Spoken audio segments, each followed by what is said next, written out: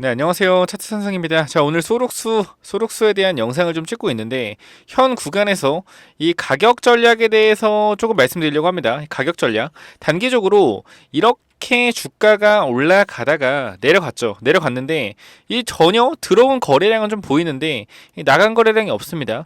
그러면 우리가 이거를 단기적으로 봤을 때, 얘네가 지금 여기서 물량이 나가지 않았다. 보통은 물량을 털 때 어떻게 트냐면요.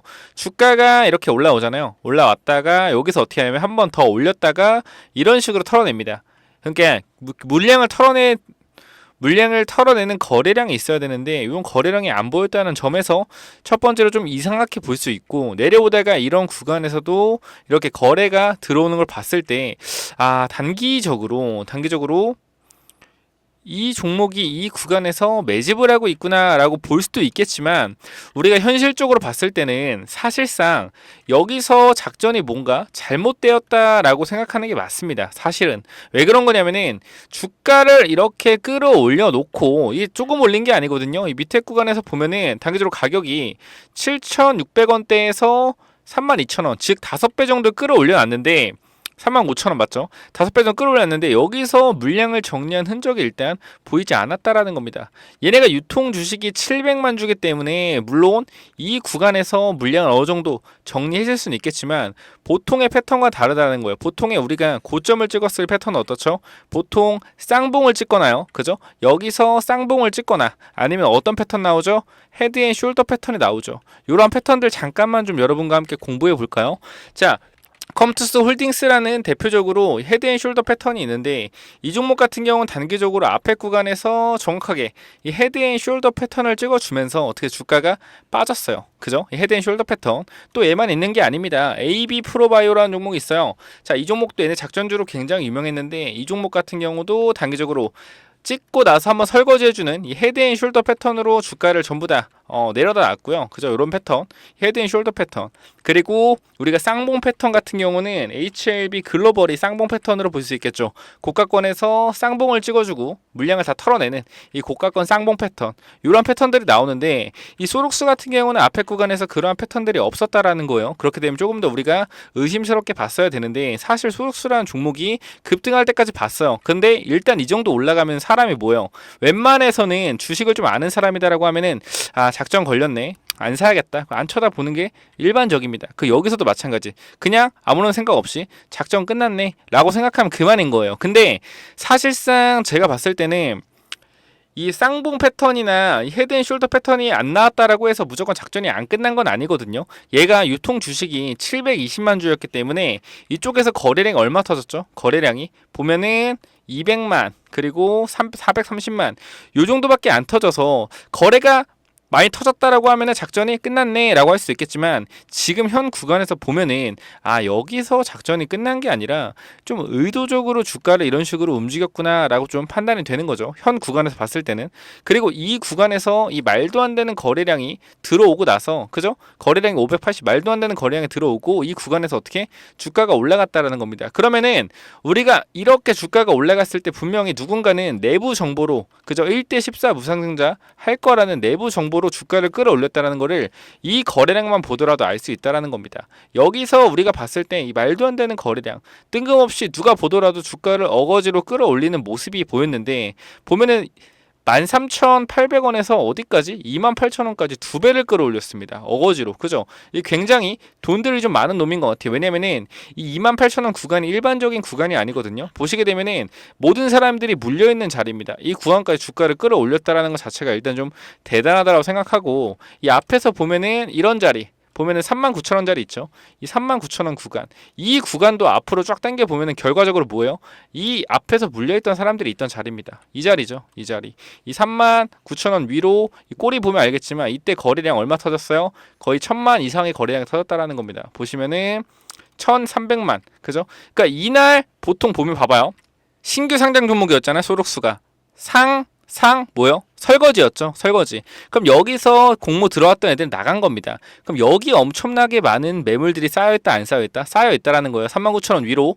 그럼 이 구간에 매물대가 쌓여있으니까 단기적으로 어떻게 주가를 아침에 눌러주면서 앞에 물려있던 애들 어떻게 한번 털어줬다라는 좀 관점으로 해석이 되겠죠.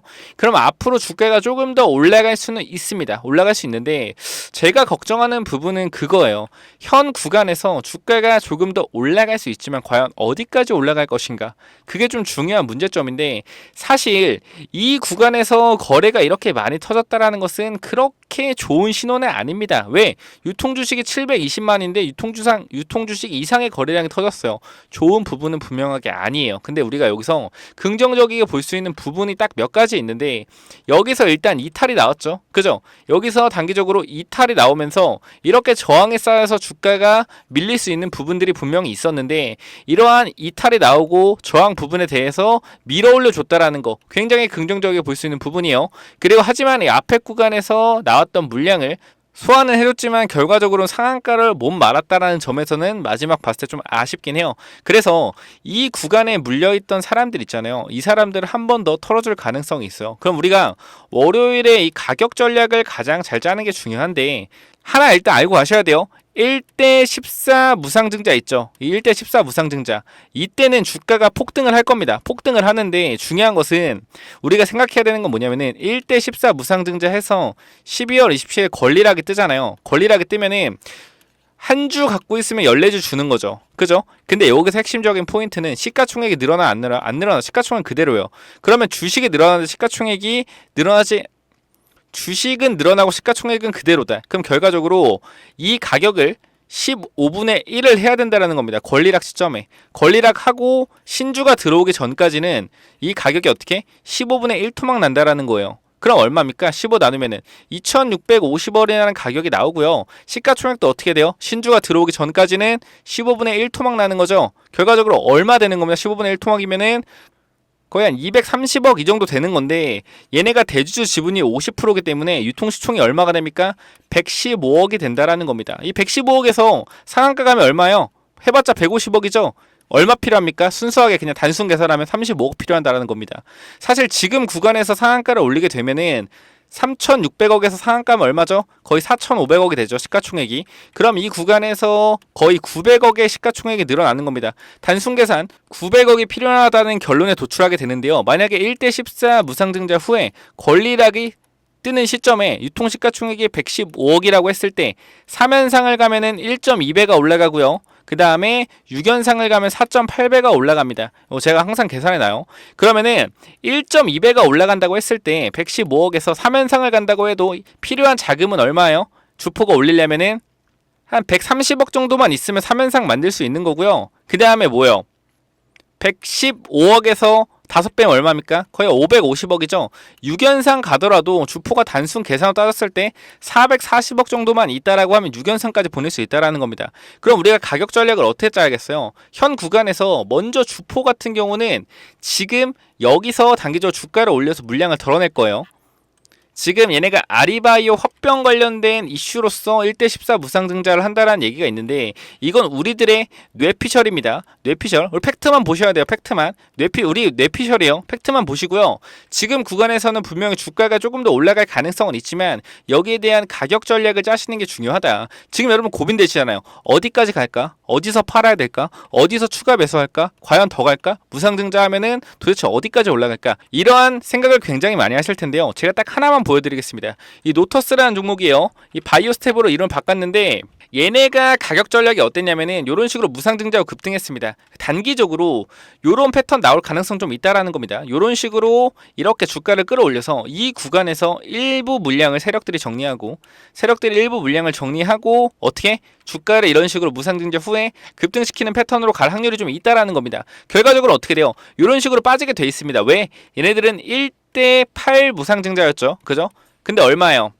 1대 8 무상증자면 얘네들도 시총이 9분의 1 토막 나는 거예요. 그러니까 가벼우니까 올라간 거고 소록스도 마찬가지입니다. 이런 식으로 갈 거예요. 이런 식으로 갔다가 신주 상장될 때쯤에 이렇게 빠질 겁니다. 대신에 소록스 같은 경우는 하한가 3방 정도 맞을 수 있겠죠. 왜? 신주가 1.2억 주가 나오기 때문에 모두가 팔려고 할 겁니다. 고가권으로 올라가면. 생각 하나만 하시면 돼요. 소록스가 만약에 4만원에 권리락이 떴다고 합시다. 그럼 나누기 15 해야겠죠? 그죠? 그러면 2650원에서 아까 말씀드렸지만 6연산 가면 얼마라 그랬어요? 4.8배라 그랬죠? 그럼 가격이 얼마가 됩니까? 13,000원 되겠죠? 13,000원. 그죠?